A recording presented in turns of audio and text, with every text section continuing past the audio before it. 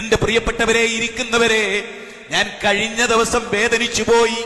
എന്താ വേദന? എന്റെ മുഖത്ത് നോക്കി ഒരു KNM-കാരൻ, എടാ മുശ്രിക്കേ, കാഫിറേ, കേരളത്തിലെ സമസ്തയെ പോലെ നീ ശിർക്ക് പ്രചരിപ്പിക്കുകയാണ് കാഫിറേ എന്ന് KNM-കാര് കെട്ടയിച്ചു വിട്ടവർ വിളിക്കുന്നു. നിങ്ങൾ റബ്ബിനെ പേടിച്ചോളി, നിങ്ങൾ റബ്ബിനെ സൂക്ഷിച്ചോളി. ഏതൊരു നാഥന് വേണ്ടി തെരുവിലടി കൊണ്ടുവോ, ഏതൊരു നാഥന്റെ വചനം ക്ഷേത്രത്തിന്റെ അങ്കണത്തിൽ പ്രഖ്യാപിച്ചുവോ, ഏതൊരു നാഥന് വേണ്ടി തൗഹീദ് പറഞ്ഞുവോ, അവരെ മുശ്രിക്കെന്ന് വിളിക്കാൻ നാണമില്ലാത്ത, ഈ റമദാനിന്റെ പരിശുദ്ധത കാത്തു സൂക്ഷിക്കാത്ത നിങ്ങളോട് അല്ലാഹ് പുറത്തു തരട്ടെ. ചിന്തിക്കും. അസ്സലാമു അലൈക്കും വറഹ്മത്തുള്ളാഹി. ബഹുമാനപ്പെട്ട മുജാഹിദ് ബാലുശ്ശേരി മൗലവി, താങ്കളുടെ ഒരു വീഡിയോ ക്ലിപ്പ് കണ്ടു. താങ്കളെ ഏതോ KNM-കാരൻ മുശ്രിക്കാണെന്ന് പറഞ്ഞു എന്ന്. ഒരിക്കലും താങ്കളെ മുജാഹിദ് ബാലുശ്ശേരി മുശ്രിക്കാണെന്ന് പറഞ്ഞിട്ടില്ല കേട്ടോ. അങ്ങനെ ആരും പറയുകയില്ല. ഒരു വ്യക്തിയെ പേരെടുത്തുകൊണ്ട് അയാൾ മുശ്രിക്കാണെന്ന് പറയുന്നൊരു പരിപാടി KNM-കാർക്കില്ല, മുജാഹിദുകാർക്കില്ല. അത് നിങ്ങൾ ആദ്യം മനസ്സിലാക്കണം. ഒരു വിശ്വാസം പറയും, ആ വിശ്വാസം നിങ്ങൾക്കുണ്ടെങ്കിലും നമുക്കുണ്ടെങ്കിലും, അത് KNM-കാർക്കുണ്ടെങ്കിലും ശരി, മറ്റുള്ളവർക്കുണ്ടെങ്കിലും ശരി, അത് ശിർക്കൻ വിശ്വാസമാണ് എന്ന് പറയും. അപ്പോൾ നിങ്ങൾക്ക് തോന്നുന്നതായിരിക്കാം നിങ്ങൾ മുശ്രിക്കാണെന്ന്. അത് നമ്മുടെ കുറ്റമല്ലല്ലോ. പിന്നെ നിങ്ങളിവിടെ പറഞ്ഞൊരു കാര്യമുണ്ട്. അതിൽ നിങ്ങൾ അമ്പലത്തിൽ കയറി പ്രസംഗിച്ചിട്ടുണ്ട്, ഒരുപാട് ഏറുകൊണ്ടിട്ടുണ്ട്, സമസ്തക്കാർക്കെതിരെ പ്രസംഗിച്ചിട്ടുണ്ട്. അങ്ങനെയുള്ള ഒരാളുടെ പേരിൽ ശിർക്ക് ആരോപിക്കുകയോ എന്ന്, അതെന്താണ്? അത് മനസ്സിലായില്ല. അമ്പലത്തിൽ കയറി പ്രസംഗിച്ചാൽ എന്തേ അയാളിൽ ശിർക്ക് വരില്ലേ? അള്ളാഹ് അങ്ങനെ പറഞ്ഞോ? അമ്പലത്തിൽ കയറി പ്രസംഗിക്കുന്ന ആളൊന്നും പിന്നെ പേടിക്കേണ്ടതില്ല, അയാളിലേക്ക് ശിർക്ക് കടന്നു വരില്ലെന്ന് പറഞ്ഞോ? അങ്ങനെ പറഞ്ഞോ? ഇല്ലല്ലോ, അല്ലേ? അങ്ങനെ പറഞ്ഞിട്ടില്ല. അതിനെതിരാണ് നബി തങ്ങൾ പറഞ്ഞത്.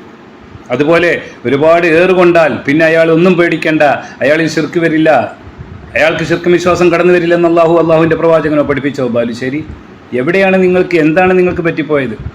2-3 ഏറുകൊണ്ടു സമസ്തക്കാരെ നിങ്ങൾ എറിഞ്ഞു എന്നുള്ളത് കൊണ്ട് ഇനി എനിക്ക് പേടിക്കേണ്ട ആവശ്യമില്ല, എന്നിൽ ശിർക്ക് വരില്ല, പിശാച് എന്നെ ആ വിഷയത്തിൽ ഉപദ്രവിക്കുകയില്ല എന്ന് നിങ്ങളോട് ആരാ പറഞ്ഞത്? നബി തങ്ങൾ പോലും എപ്പോഴും പ്രാർത്ഥിച്ചു കൊണ്ടിരിക്കാൻ പറഞ്ഞു.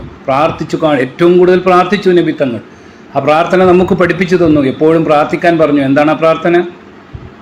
ഹൃദയങ്ങളെ മാറ്റിമറിക്കുന്ന റബ്ബേ, എൻ്റെ ഹൃദയത്തെ നിന്റെ ദീനിൽ ഉറപ്പിച്ചു നിർത്തണേ എന്നല്ലേ? അല്ലാഹുമ്മ യാ മുഖല്ലിബൽ ഖുലൂബ് സബ്ബിത് ഖൽബി അലാ ദീനി. എന്താ മൗലവി, അത് മറന്നുപോയോ? അപ്പോൾ ഇതുകൊണ്ടൊന്നും തീരില്ല.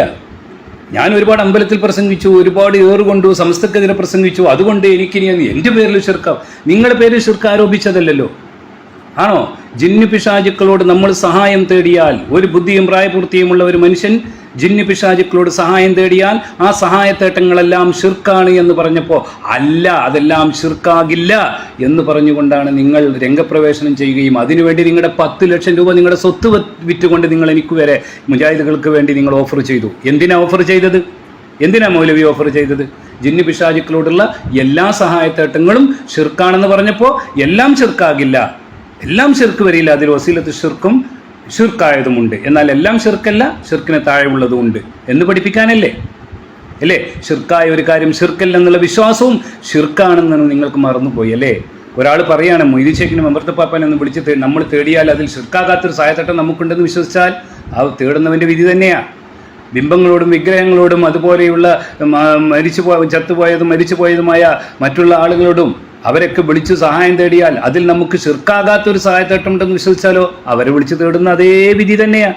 അപ്പോൾ ജിന്ന് പിശാചുക്കളോട് നമ്മൾ സഹായം തേടിയാൽ നമുക്കതിൽ ശിർക്കാകാത്തൊരു സഹായത്തേട്ടമുണ്ടെന്ന് വാദിക്കുകയും പ്രചരിപ്പിക്കുകയും ചെയ്യുമ്പോഴോ ജിന്ന് പിശാചുക്കളോട് സഹായം തേടുന്നവൻ്റെ അതേ വിധിയാണ്. കാരണം എന്താ? ശിർക്കായ ഒരു കാര്യം ശിർക്കല്ലെന്നുള്ള വിശ്വാസവും ശിർക്കിൻ്റെ വിധി പറയും. ഇതെന്തേ പഠിപ്പിച്ചു തന്നില്ലേ നിങ്ങളുടെ വലിയ മഹാപണ്ഡിതന്മാരൊന്നും? അപ്പോൾ അതുകൊണ്ട് നിങ്ങൾ ആ ഒരു മേന്മ പറയണ്ട. അമ്പലത്തിൽ പ്രസംഗിച്ചു, സമസ്തക്കാർക്കെതിരെ പ്രസംഗിച്ചു, ഏറുകൊണ്ടു, അതുകൊണ്ട് ഇനി ഒരിക്കലും എന്നിൽ പിശാച് ശിർക്ക് കൊണ്ടുവരില്ല, പിശാചിൻ്റെ മനസ്സിൽ വിശ്വാസം ഉണ്ടാക്കി ശിർക്കിലേക്ക് എന്നെ എത്തിക്കൂല, അവിടെ എനിക്കൊരു പ്രൊട്ടക്ഷൻ ഉണ്ടെന്ന് ഈ രീതിയിലുള്ള വാക്കൊന്നും പറയരുത്. പിന്നെ നിങ്ങൾ ആരും ഇവിടെ മുശ്രിക്കെന്ന് പറഞ്ഞിട്ടില്ല. ഒരു വിശ്വാസം അത് നിങ്ങൾക്കുള്ളത് കൊണ്ടും നിങ്ങളത് പ്രഖ്യാപിച്ചത് കൊണ്ടും നിങ്ങളതിന് വേണ്ടി വാദിക്കുന്നത് കൊണ്ടും നിങ്ങൾ മുശ്രിക്കൻ വിശ്വാസത്തിലാണെന്ന് പറഞ്ഞിട്ടുണ്ട്.